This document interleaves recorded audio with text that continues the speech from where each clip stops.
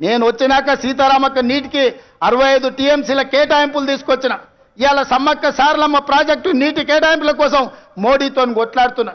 నువ్వు వదిలేసిన తుమ్మిడి ఏటిని ఇవాళ ఎట్లయినా కట్టి ఆ తుమ్మిడి ఏటి ద్వారా శ్రీపాద ఎల్లంపల్లి శ్రీరామ్ సాగర్కు నీళ్లు తెచ్చి ఈరోజు ఉత్తర తెలంగాణను సస్యం సామలం చేయాలని నేను ప్రయత్నం చేస్తున్నా.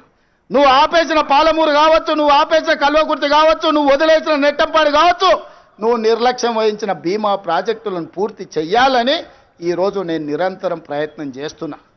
నీ తప్పిదాలను కప్పిపుచ్చుకోవడానికి ఇప్పుడు చెప్పిండంట ఆయనకు, నీకిగా సంజీవిని గోదావరి జలాలే అని, సచ్చినోని బతికిచ్చేది గోదావరి జలాలే అని. అసెంబ్లీ అప్పుడు అధికారం పోయింది, పార్లమెంట్ అప్పుడు డిపాజిట్లు పోయినాయి, 0 వచ్చింది. శాసన మండలికి వచ్చే వరకల్లా పోటీ చేయడానికి అభ్యర్థులు దొరకలేదు.